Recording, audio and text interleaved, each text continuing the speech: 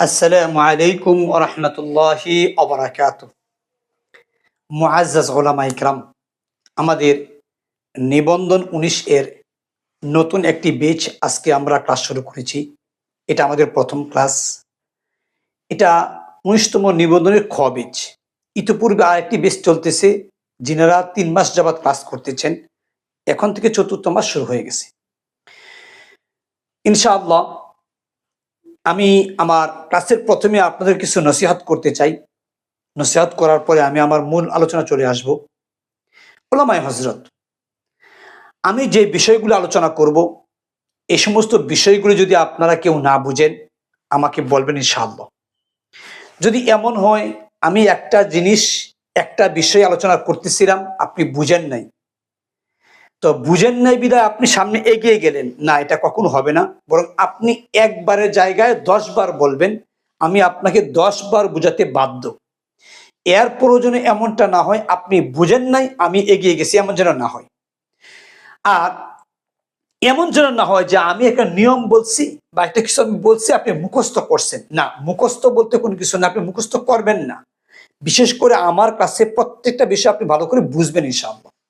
ওলামায়ে হযরত, আমরা এখানে এমন না যে আমি আপনাদের শিক্ষক, এমন না, বরং আমি আপনাদের খাদেম। সেই দৃষ্টিকোণ থেকে আমি যখন আপনাদের খেদমত করতে যাব বা আমি যখন ক্লাস করতে যাব, আমি যখন পড়াতে যাব ইনশাআল্লাহ, তখন ভুল হওয়াটা একেবারেই সাধারণ, একেবারেই সহজ। আমার ভুল হতে পারে। ওলামায়ে হযরত, আমি যে জিনিসটা আলোচনা করতেছি যদি এটা ভুল হয়ে যায়, আপনারা আমাকে সরাসরি বলবেন যে হুজুর এটা ভুল, বা শাইখ এটা ভুল হয়ে যাচ্ছে। আমার জানা মতে বিষয়টা এমন। যদি আপনার এই কথার দ্বারা ইনশাআল্লাহ আমি আশা করি সবার খেদমত হবে এবং আমারও ইস্তাহা চলে আসবে। ওলামায়ে হযরত, যদি এমন হয় আমি কাজ করতে গিয়ে যে তথ্যটা উপস্থাপন করেছি এর চাইতে সুন্দর একটা তথ্য আপনার কাছে রয়েছে, তাহলে আপনি নিজে সেই তথ্যটা আমাদের কাছে উপস্থাপন করবেন। আমরা এখানে মিলেমিশে থাকব, একে অপরকে সাহায্য সহযোগিতা করব। আর বিশেষভাবে আমি আপনাদের কাছে অনুরোধ করব, আমাদের ক্লাসগুলি চলবে একটানা ৪০ মিনিট। ৪০ মিনিটের পরে আমাদের থাকবে ১০ মিনিট টপিকের উপর প্রশ্ন। আজকে যে বিষয়ে আলোচনা হয়েছে এই বিষয়ে আপনারা ১০ মিনিট কথা বলতে পারবেন, প্রশ্ন উত্তর পর্ব আকারে করতে পারবেন। আর বাকি ১০ মিনিট আপনারা নিজের ইচ্ছা অনুযায়ী অ্যাডভান্স লেভেলের বা যে কোনো জায়গা থেকে প্রশ্ন করতে পারবেন, সুযোগ আছে। এমন যেন না হয় যে শুধু আপনি একাই প্রশ্ন করে যাচ্ছেন আর কেউ প্রশ্ন করতে পারে না, এমন যেন না হয়। সবাই সবাইকে ইসার করবেন, ইসারুন আলান নাফস, অন্যকে প্রাধান্য দেওয়ার চেষ্টা করবেন। ওলামায়ে হযরত, আপনারা যখন ক্লাসে আসবেন, ক্লাসে ঢোকার সময় অবশ্যই আপনারা মিউট হয়ে ক্লাসে ঢুকবেন। পাশাপাশি ভিডিও আপনার অফ রেখে ক্লাসে ঢুকবেন। অনেক সময় এমন হয় যে ভিডিও ওয়ান রেখে ক্লাসে ঢুকে অনেকেই, যার কারণে অথবা ক্লাস চলাকালীন অনেক সময় ভিডিওটা অন করে, যার কারণে ভিডিওটা হোস্ট হয়ে যায়, ভিডিও চলে যায় ওইখানে। আর বিশেষভাবে যেহেতু এই কথাগুলি বা ক্লাসগুলি রেকর্ড হয়, এ কারণে অনেক সময় এমন হয় যে বাসা পরিবারে পরিজনে যে কথাগুলি হচ্ছে বা আপনার জামা ছাড়া যে একেবারে খালি শরীরটা, এটা অনেক সময় ভিডিওতে রেকর্ড হয়ে যায়, যেটা অনেক দিন থেকে যাবে বা সারা জীবন থেকে যাবে। এ কারণে আমরা খুব সাবধানতার সহিত অবলম্বন করবো ইনশাআল্লাহ। ওলামায়ে হযরত, আমরা আজকের এই ক্লাসটা শুরু করব পরিচয় পর্বের মাধ্যমে। আমি সর্বপ্রথম আমার পরিচয়টা দেই, তারপর ইনশাআল্লাহ আপনাদের কাছ থেকে আমরা পরিচয় যদিও আজকে নিব না, কিন্তু আমরা আস্তে আস্তে পরিচয়টা দিয়ে দিব ইনশাআল্লাহ। আমার নাম মোহাম্মদ হাবিবুল্লাহ। আমি ঢাকা বিভাগ গাজীপুর জেলার কাপাসিয়া উপজেলায় বাস করি। এখানে আমার একটা ছোট্ট মাদ্রাসা আছে, নাহবে মীর পর্যন্ত মাদ্রাসা। আমি এই মাদ্রাসা খেদমত করি। পাশাপাশি আলিয়া একটা মাদ্রাসা আছে, এখানে আমি চাকরি করি ইনশাআল্লাহ। তো উলামায়ে হযরত, আমার লেখাপড়া আমি আপনার অনার্স করেছি, মাস্টার্স করেছি জগন্নাথ বিশ্ববিদ্যালয় থেকে। পাশাপাশি কামিল করেছি ঢাকা আলিয়া থেকে হাদিসের উপর ২০০৬ সালে। আর আমি আপনার এদিকে আপনার দাওরাও করেছি, আমি কর্মীতে পড়েছি। আমার কর্মীর জীবনে লেখাপড়া শুরু আমার পার্শ্ববর্তী এলাকা আপনার মির্জাপুর একটা মাদ্রাসা, এখানে আমি প্রথমে হেদায়েতুন জামাত পড়েছি, পরে আস্তে আস্তে আমি শেষ করেছি। তো উলামায়ে হযরত, এটা ছিল আমার ছোট্ট একটা শিক্ষা জীবন। তবে আমি আমার নাহু সরফের যাবতীয় দিক নিয়ে যে আলোচনাগুলি করে থাকি বা যেগুলি শিক্ষা পেয়েছি, এর সবটুকু শিক্ষা পেয়েছি আমার শ্রদ্ধেয় পিতা মরহুম মাওলানা আলহাজ শামসুল হক রহমতুল্লাহ আলাইহি, ওনার কাছ থেকে। আপনাদের কাছে আমার প্রথমে করজোড়ে অনুরোধ থাকবে, আপনারা আমার আব্বাজানের জন্য দোয়া করবেন। ওলামায়ে হযরত, আমি আরেকটা কথা বলে আমি আমার কাছে চলে আসবো। আজকের যে ক্লাসটা হতে যাচ্ছে এই ক্লাসে অনেকেই নতুন, অনেকের জীবনে আজকে ফার্স্ট অনলাইন কোর্স, এটা অনেকের জীবনে। পাশাপাশি অনেকেই জুম অ্যাপস ডাউনলোড না করে ক্লাসে ঢোকার চেষ্টা করতেছে, অনেকে জুমের আপনার লিঙ্ক পাওয়ার পর ঢুকতে পারতেছেন না, অনেকে অনেক ঝামেলা রয়ে গেছে। তো আপনারা যেহেতু ঝামেলা রয়ে গেছে, এটা হতে পারে সাধারণ, কারণ এটা আপনার আমি আজকের যে কোর্সটা মানে পরিচালনা করতেছি, আমি এরকম ভাবে কোর্স পরিচালনা করছি ইতিমধ্যে আরো 13টি, যদিও নিবন্ধনের কোর্স করেছি আপনার মাত্র 3টি, কিন্তু 4টি নিবন্ধনের কোর্স আমি করেছি। আমার নাউসরফের কোর্স 13টি, আমি জুম অ্যাপস এর মাধ্যমে ক্লাস করে থাকি, এটা আমার মানে করে অভ্যস্ত এবং এটা খুব সুন্দর হয় আমার জানা মতে। কিন্তু আজকে প্রথম দিন হওয়ার কারণে অনেকের কাছে হয়তো ঝামেলা লাগতেছে এটা।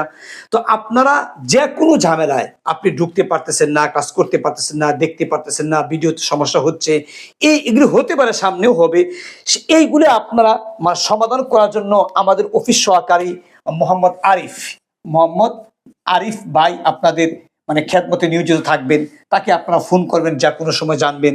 তার নাম্বার হলো 014, তারপরে 018, তারপরে আপনার 69 201। আপনারা এই নাম্বারে যদি যোগাযোগ করেন ইনশাআল্লাহ আমি আশা করি আপনারা একটা সমাধান পেয়ে যাবেন। এরপর যদি না হয় ইনশাআল্লাহ আপনারা আমাকে জানাবেন। ওলামায়ে হযরত, তাহলে আজকের যে প্রথম ক্লাসটা, এখানে বেশি ঝামেলা হচ্ছে, অনেক বেশি আপনার মানে কমেন্টস আসতেছে, আপনার ফোন আসতেছে, যার কারণে বেশি ঝামেলা। আপনার কাছে আমি ক্ষমা প্রার্থী, আপনার এর জন্য ক্ষমা করবেন আর একে অপরকে সাহায্য সহযোগিতা করবে ইনশাআল্লাহ। জি, তাহলে আমরা আমাদের ক্লাসটা শুরু করতে পারি। বিসমিল্লাহির রহমানির রহিম। আমরা প্রথমেই একটা ক্লাস করব, সেই ক্লাসটা হলো বিসমিল্লাহির রহমানির রহিম। বিসমিল্লাহি আর রহমান আর রহিম। বিসমিল্লাহির রহমানির রহিম। যদিও আমরা মানে আজকে এখানে যদি আলোচনা করি হয়তো অনেকে বুঝতে সমস্যা হবে, অনেকে বুঝতে সহজ হবে।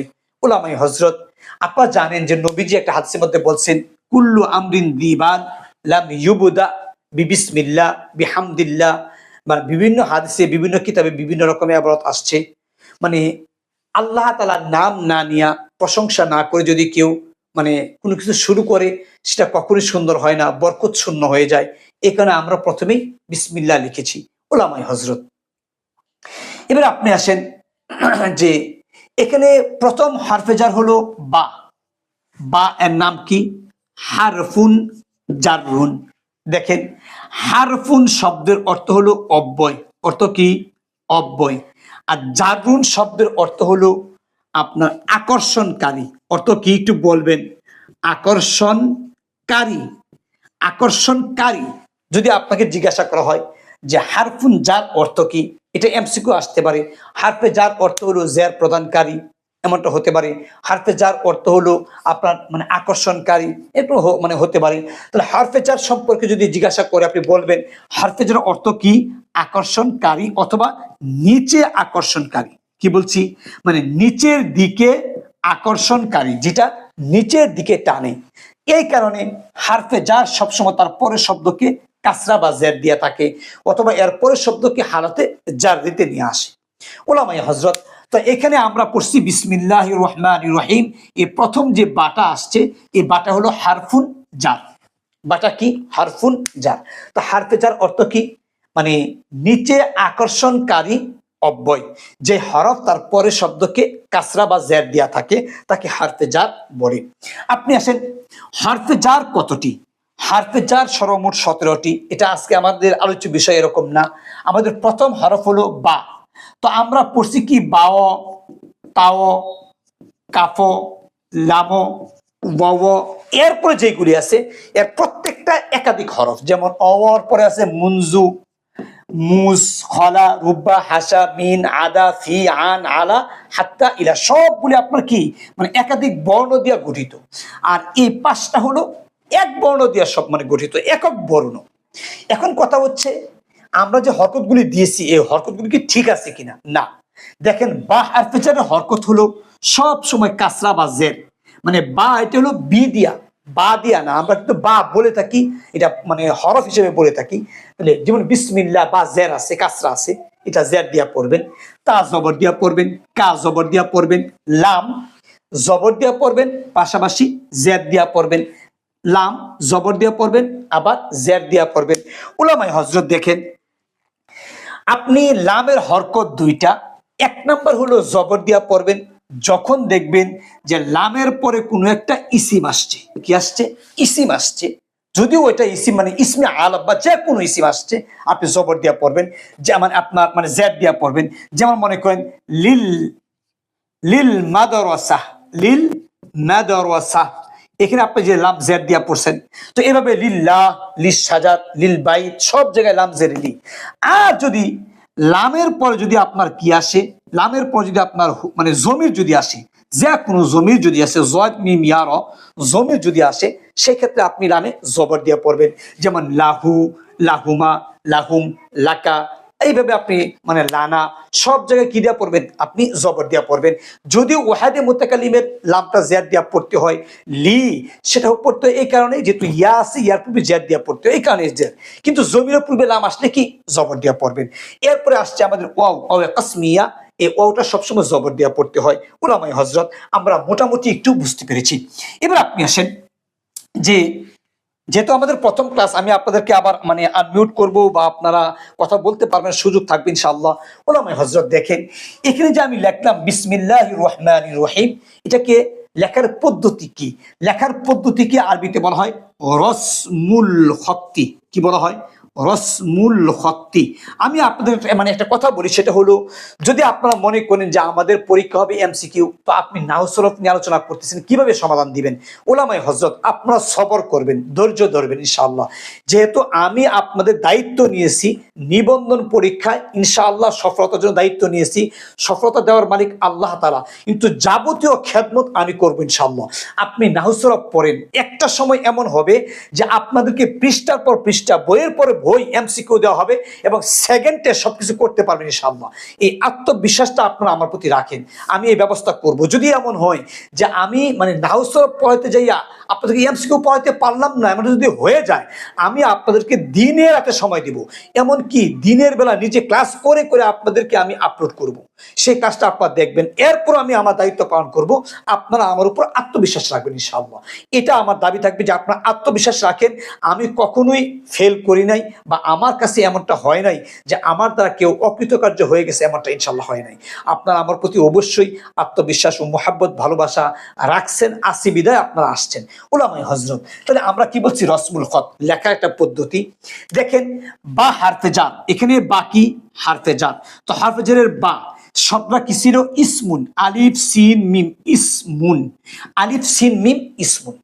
এখন এই ইসমুন শব্দটা বেশি বেশি ব্যবহৃত হওয়ার কারণে এই মাঝখান থেকে আলিফটা পড়ে গিয়ে এটা মিলে গেছে একসাথে। তাহলে কি হয়ে গেছে এখন? বিসমি। যদি বেশি ব্যবহৃত হয় আপনি আলিফটাকে বিলুপ্ত করতে পারবেন, বেশি ব্যবহৃত হলে। তাহলে বিসমি আলিফ কেন পড়ছে? কাতরাতুল ইস্তেমাল। কি বলছি? কাতরাতু, কাতরাতু শব্দ তো অধিক, আর ইস্তেমাল শব্দের অর্থ হলো ব্যবহার, মানে বেশি ব্যবহার করার কারণে এই উক্ত আলিফটা পড়ে গেছে। উলামায়ে হযরত যদি ব্যবহারটা কম হয় তাহলে আলিফ কিন্তু পড়ে না।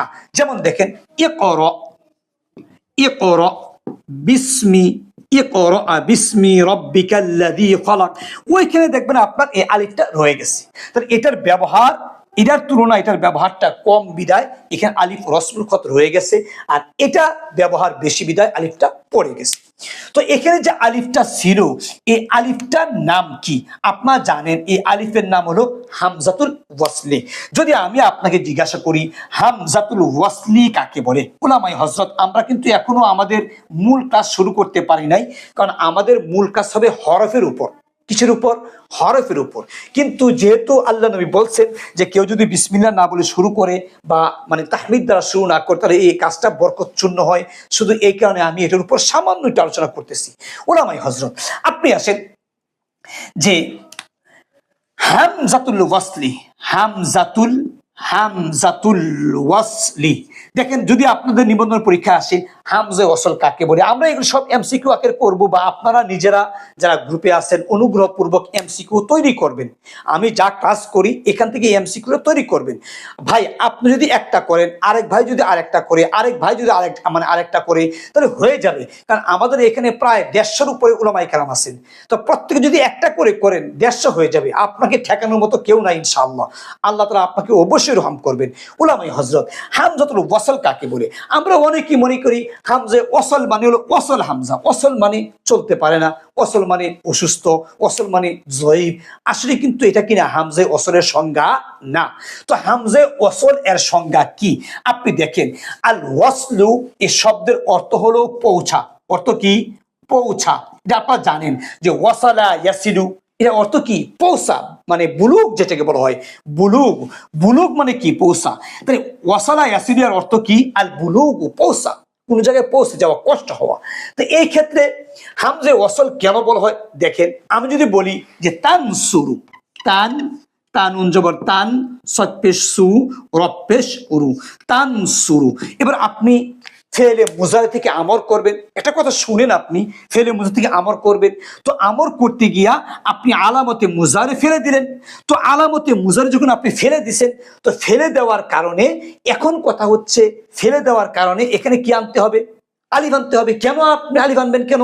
তো আপনি আমর তৈরি করতে গেলে শব্দ শেষে সাকিন দিতে, আপনি সাকিন দেন। এবার পরে তো শুনি না, আপনি পড়তে পারেন না, আপনি পারেন না পড়তে। কিন্তু যখন আপনি একটা হামজা নিয়ে আসবেন এবং এখানে পেশ আছে বির আপনি পেশ দিবেন, এই নিয়মগুলো আমরা পরে বলবো, তখন আপনি পড়তে পারতেছেন উনসুর। এবার আপনি যখন আলিফ নিয়ে আসছেন বা হামজা নিয়ে আসছেন, এখন পেশ দিছেন, পরে আপনি কিন্তু বুলুগ, আপনি ওয়াসল করছেন। ওয়াসল মানে একেবারে শেষ পর্যন্ত পড়তে পারছেন, অথচ সাকিন তাহলে পড়তে পারেন না। এটাকে বলে হামজা ওয়াসল। এটাকে কি বলা হয়? হামজা ওয়াসল।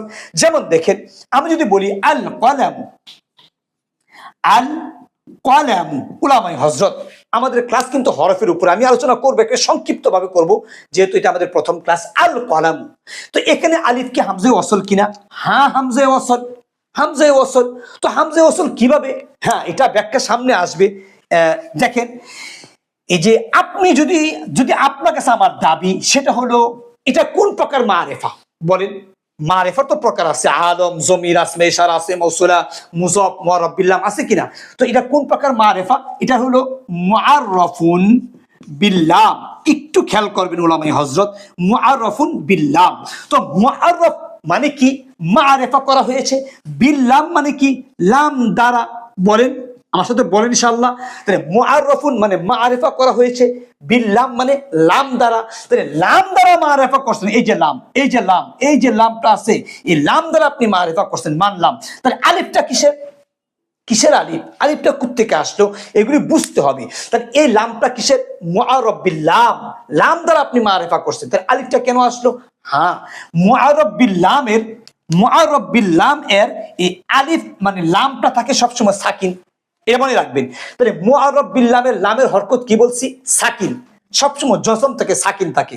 এবার আপনি পড়েন শুনি, আপনি পড়েন না, আপনি যখন পড়তে পারতেছেন না, তার মানে আপনি এখন এখানে হামজা ওয়াসল লাগায় দেন। এবার আপনি জবর দেন আল কলম। কাজেই হামজা ওয়াসল কাকে বলে? যেই হামজা দ্বারা কোনো কিছু পাঠ করা সহজ হয়, শুরু করা হয় এবং শেষ মাথায় পৌঁছা যায়, তাকে হামজা ওয়াসল বলে। এটা একটা সংজ্ঞা। 2 নাম্বার, হামজা ওয়াসল তাকে বলে যে যেই হামজার হরকতটা সামনে কোনো মানে হরফ পাইলে বা হরকত পাইলে ওই হামজার হরকত আর থাকে না, মিলে যায়। যেমন আল কলাম, এবার পূর্বে আপনি বাজের বি লাগায় দেন, পড়বেন কি? বিল কলাম। এবার হামজাটা পড়ে গেল, মানে হামজা লেখায় আসছে কিন্তু কি হামজার হরকতটা পড়ে গেছে। তাহলে হামজা ওয়াসল কাকে বলে? যে হামজার হরকত মানে বিভিন্ন কারণে মিলায়া পড়ার সময় ওই হামজার হরকতটা নষ্ট হয়ে যায়, তাকে হামজা ওয়াসল বলে। আলহামদুলিল্লাহ। তাহলে আমরা আসছি আজকে এই বিসমি শব্দের মাঝে, একটু শুনি। এখানে কিন্তু এই একটা হামজা ছিল, এই হামজাটা ছিল ইসমুন। তো এটা কেন পড়ছে? কাসরাতুল ইস্তেমাল, অধিক ব্যবহারের কারণে পড়ে গেছে। উলামায়ে হযরত এই শব্দটা মূলত ছিল সিন মিম ওয়াও। এই যে এমসিকিউ তৈরি করতেছি, সিন মিম ওয়াও। যদি কেউ বলে যে ইসমুন এর মাদ্দা কি, ইসমুন এর মাদ্দা ইসমুন নিজই, ইসমুন এর মাদ্দা ওয়াসমুন, ইসমুন এর মাদ্দা সুমুন, ইসমুন এর মাদ্দা আপনার কি মানে আমি বলবো যে সিন মিম ইয়া সুম ইউন। এখন আপনি কোনটা করবেন? হ্যাঁ, এইভাবে আসতে পারে, তো যেহেতু প্রথম নিবন্ধন এটা এমসিকিউর উপর আসতে পারে। উলামায়ে হযরত আপনারা এইভাবে মানে নিবন্ধনের কোর্সে আপনারা মানে এমসিকিউ তৈরি করবেন। দেখেন, যদি কোনো শব্দের শেষক করে একটু শুনি, যদি কোনো শব্দের শেষক করে অও থাকে এবং তার পূর্বে যদি সাকিন থাকে, তাহলে উক্ত অওকে বিলুপ্ত করে অওয়ের পরিবর্তে পূর্বে একটি হামজা আনতে হয়। এই যে আমরা হামজা আনলাম, একটা আলিফ আনতে হয় এবং এটাকে ফিআলুন ওজনে হরকত দিতে হয়।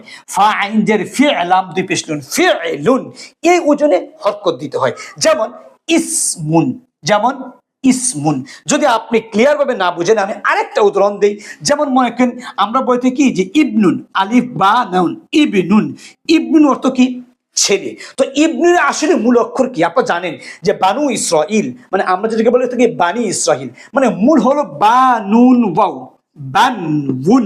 তো আমি কি বলছিলাম, যদি শব্দের শেষে ওয়াও থাকে এবং তার পূর্বে যদি সাকিন থাকে, উক্ত ওয়াওকে বিলুপ্ত করে তার প্রথমে একটা আলিফ আনতে হয় এবং আলিফ আনার পরে ফিআলুন ওজনে হরকত দিতে হয়, যার কারণে বানউন থেকে ইবনুন হয়েছে। এখন এই ইবনুনের হামজা, ইসমুনের হামজা, এইগুলি হামজায়ে ওসল। উলামায়ে হযরত এই সমস্ত বিষয়ে কঠিন আলোচনা সামনে আসবে ইনশাআল্লাহ। তাহলে আজকে আমরা আলোচনা করব কি নিয়ে? আজকে আমরা আলোচনা করব হারফ নিয়ে। কি নিয়ে? একটু শুনি উলামায়ে হযরত, আপনাদেরকে বুঝতে হবে, কারণ যদি আপনারা ক্লাসগুলি খেয়াল না করেন তাহলে হয়তো মানে আপনাদের জন্য বুঝতে বেশি কষ্ট হয়ে যাবে। আজকে আমরা আলোচনা করব কি নিয়ে? হারফ নিয়ে। এবার আসেন, প্রথমে আমি আপনাকে বলবো যে শব্দটা হলো হারফুন। শব্দটা কি? হা র ফা, হারফুন। এখানে র বর্ণে সাকিন দেওয়া আবশ্যক, হারফুন বলা যাবে না, হারফুন বলতে হবে। উলামায়ে হযরত হারফ এর দুইটা অর্থ একটু খেয়াল করেন। একটা অর্থ হলো বর্ণ, একটা অর্থ কি? বর্ণ, যেটাকে আমরা বলে থাকি বর্ণ বা বর্ণমালা, বর্ণ বলে থাকি। আবার আরবিতে হারফ দ্বারা আরেকটাকে বলা হয় অব্যয়। কি বলা হয়? অব্যয়, যেটাকে আমরা ইংলিশে বলে থাকি প্রিপজিশন। কি বলে থাকি আমরা? প্রিপজিশন। প্রিপজিশন আপনারা জানেন প্রিপজিশন কাকে বলে, যেহেতু এখানে সবাই মানে উলামায়ে কেরাম। তো প্রিপজিশন মানে অব্যয় হারফ, আর বর্ণ মানে হারফ, একই জিনিস। এখন কথা হচ্ছে যে হারফ এর বহুবচন, এই বর্ণ মানে হারফ এর বহুবচন হলো দুইটা। কি কি? একটা হলো হুরুফুন। কি বলছি? হুরুফুন। এটা আপনার কি মানে হারফ এর বহুবচন। আবার হারফ এর বহুবচন আহারুফুন। কি বলছি? আহারুফুন। তাহলে আহারুফুন এই শব্দটা কি? হারফ এর বহুবচন। আবার হুরুফুন এটাও কি আপনার বহুবচন। কার? যখন অর্থ হবে বর্ণ, যখন অর্থ কি হবে? বর্ণ। আর যদি এই হারফ দ্বারা শুধুই প্রিপজিশন বুঝায়, আপনি যদি যেমন ফি হারফে জার, লি হারফে জার, ইন্না হারফে মুসাব্বা বিল ফিল, সেই ক্ষেত্রে হারফ এর বহুবচন হবে শুধুমাত্র হুরুফুন। আমি আশা করি আপনারা বুঝতে পেরেছেন। তো যদি জিজ্ঞাসা করে যে হারফ এর বহুবচন কখন হুরুফুন খাস হয়, আপনি বলবেন যে খাস হয় যখন এটা দ্বারা প্রিপজিশন বুঝায়। কি বুঝায়? প্রিপজিশন। উলামায়ে হযরত আপনি আসেন, আরবি যে হারফগুলি আছে এই সমস্ত হারফগুলি অনেক ভাগে বিভক্ত, অনেক ভাবে বিভক্ত। আজকে আমরা সংক্ষিপ্ত যেহেতু আলোচনা, আমরা সংক্ষিপ্তভাবে করব এবং আপনাদের কাছ থেকে আমরা কিছু প্রশ্ন তো শুনবো ইনশাআল্লাহ। আপনারা আমার সাথে মানে রাগ করবেন না, যা এটা হবে না। আমাদের যদিও আজকে কাছে বেশি ঝামেলা হয়ে গেছে, আপনার কাছে ক্ষমা প্রার্থী আমি বারবার, এটা হবে না ইনশাল্লাহ সামনে। কারণ এক দুইটা ক্লাস এমনটা হয়, এটা আমার অভিজ্ঞতা আলোকে বলছি, মানে একটা দুইটা তিনটা ক্লাস এমন হয়, এরপরে সাধারণত এমনটা হয় না। ওলামায়ে হযরত দেখেন, হারফ এর প্রকার বা আকসামু হারফ, আকসামু হারফ। হারফ কত প্রকার বলেন? হারফ কত প্রকার? হ্যাঁ, হারফ কত প্রকার এটা আমি আপনাকে এভাবে বলবো না হারফ কত প্রকার, বরং আপনি উত্তর দিবেন এইভাবে যে বিভিন্ন দৃষ্টিকোণ থেকে বলেন, বিভিন্ন বিভিন্ন দৃষ্টিকোণ থেকে, বিভিন্ন দৃষ্টিকোণ থেকে বিভিন্ন প্রকার, মানে বিভিন্ন দৃষ্টিকোণ থেকে হারফ এর বিভিন্ন প্রকার। এক প্রকার না। যেমন দেখেন, মানে যেটা আমরা বাংলায় বলে থাকি স্বরবর্ণ ব্যঞ্জন বর্ণ, ইংলিশে বলে থাকি আপনার মানে ভাওয়েল কনসোনেন্ট। এই দৃষ্টিকোণ থেকে আরবি হারফগুলি দুই প্রকার। এক নাম্বার হারফুন ইল্লাতুন, হরফে ইল্লাত দুইটি, কি কি? ওয়াও আর ইয়া, ওয়াও আর ইয়া। একটু খেয়াল করবেন আমার এই কথাগুলি, হয়তো বা একতলাফ লাগতে পারে যে হরফে তো তিনটা, না দেখেন যেরকম ভাবে ভাওয়েল কয়টা? ভাওয়েল হলো আপনার পাঁচটা, এ ই আই ও ইউ। এখন কথা হচ্ছে ভাওয়েল তো আরো আছে, ডব্লিউ আছে, ওয়াই আছে, হ্যাঁ ওইগুলি কি সেমি ভাওয়েল, মানে ভাওয়েলের মতো সেম ভাওয়েল যেটাকে বলা হয়, ওইগুলি সরাসরি ভাওয়েল না, কিন্তু বিভিন্ন কারণে এরা ভাওয়েল হয়ে যায়। ঠিক একই অবস্থায় আরবিতে হরফে ইল্লাত দুইটা, ওয়াও আলিফ ইয়া। আর হামজা যেটা, এটাকে বলা হবে শিবহু ইল্লাত। কি বলা হবে বলেন? শিবহু ইল্লাহ, মানে এটা সেম ভাওয়েল। শিবহু মানে সেম, আর ইল্লা মানে ভাওয়েল। তো হরফে ইল্লাত দুই নাম্বার হারফুন সাদহা ইয়াহা, হরফে সহিহ। এটা একটা কি আপনার প্রকার, এটা একটা প্রকার। উলামায়ে হযরত, আমরা এই প্রকারটা আমাদের খুব বেশি কাজে লাগবে সামনে ইনশাআল্লাহ। আপনি আসেন দুই নাম্বার, আরবি হরফগুলি এই বিন্দু থাকা, এই যে বিন্দু থাকা না থাকার দৃষ্টিতে দুই প্রকার। বিন্দু থাকা না থাকা, যদি বিন্দু থাকে এটাকে বলা হবে আপনার মানে কি বলা হবে? হরুফুন বা হারফুন মানকুতাতুন, মানকুতাতুন। দেখেন শব্দটা নুক্তা, যে নুন কফ ত, নুন কফ ত, নুক্তা মানে মানে বিন্দু, তাহলে হারফে মানকুতা মানে নুক্তা যুক্ত। আর যেটা আপনার নাইস্টিক বলা হবে হারফুন মিম হা মিম লাম গুলতা, হারফুন মুহমালাতুন। আমি আশা করি এটা আপনারা আগেও জানেন, এরপর আমি আমার সংক্ষিপ্ত ক্লাস আজকে করব, যেহেতু এটা আমাদের মানে কোর্সের বিষয়টা এইভাবে আসে, হারফুন মানকুতা, হারফুন মুহমালা।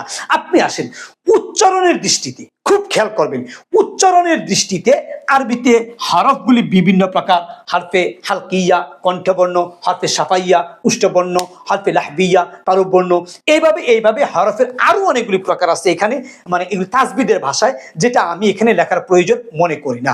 তো উলামায়ে হযরত, আরবিতে যে হরফগুলি আসতেছে এই সমস্ত হরফের আরো দুটা প্রকার, যেটা অনেকেই বলে না।